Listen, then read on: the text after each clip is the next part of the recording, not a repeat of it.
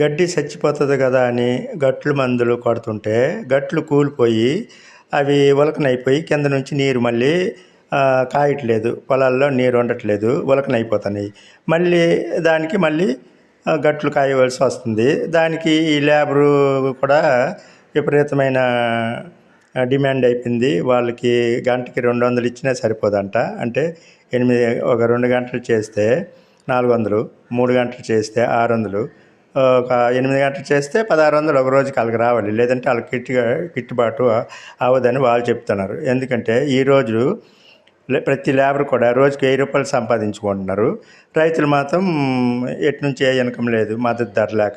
మళ్ళీ ఎంత చేసి ఇన్ని చేస్తామా, ఆ గుమ్మగడ్డ వచ్చేసి వరద కుమ్మేస్తుంది. కొద్దిగా వర్షమైనా కూడా ఆ గుమ్మగడ్డ గాయేసేసి అది మొత్తం పొలాలంతా ముంచేసి ఈ పెట్టుబడులన్నీ పోతాయి. మేము పెట్టిందంతా వేస్ట్.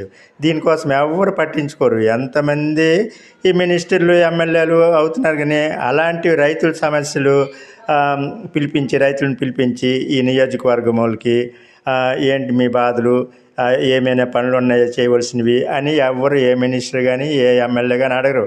వాళ్ళ బాధలు, వాళ్ళు ప్రాబ్లమ్స్ వాళ్ళవే తప్ప గెలిచామా లేదా, ఎమ్మెల్యే అయిపోయినామా లేదా అన్నట్టే చూసుకుంటారు. 5 సంవత్సరాల కాలక్షేపం చేసుకుని వెళ్ళిపోతారు. అంతే తప్ప ఈ గుమ్మగడ్డ 60 సంవత్సరాల నుంచి ప్రతి సంవత్సరము గాయేసేస్తుంది, పొలాలు పోతున్నాయి. ఎవరు పట్టించుకున్నారు? అదే ఏమైనా అక్కడి నుంచి పెంచరు గట్టు అంటారు, అక్కడి నుంచి కిందకి ఇటు అదే రొందల రంపల్స్ వైపు ఒక డైరెక్ట్గా ఉంది. అది ఎవరు పట్టించుకుంటున్నారండి? ఎవరు పట్టించుకోరు. రైతులు మాత్రము మరి ఏం చెప్పి ఏం చేస్తారు? రైతులు మాత్రం అంత తెలివైన వాళ్ళు, అంత ఓపిక ఉన్నోళ్ళు ఎవరైనా ఉన్నారేంటి? అలాంటి రైతులు ఎవరు లేరు.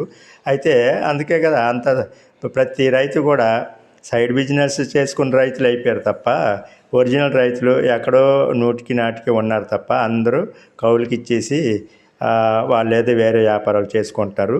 ఈ కౌలుకి చేసిన వాళ్ళు నాశనం అయిపోతున్నారు. అంతే. మరి కౌలుకి చేస్తున్నారని మాటే కానీ ఎవరికైనా కౌలు కార్డులు ఉన్నాయా? ఉండవు. ఎందుకంటే ఏ రైతు కూడా వాళ్ళ పాస్బుక్ జిరాక్స్ ఇవ్వరు, వాళ్ళ ఆధార్ కార్డు జిరాక్స్ ఇవ్వరు, ఏది ఇవ్వరు, పట్టా కూడా ఇవ్వరు. అందుకు వాళ్ళగా ఇవ్వకపోవడం వల్ల అప్పుడు మళ్ళీ బ్రోకర్లే తయారవుతారు ధాన్యం కొనడానికి.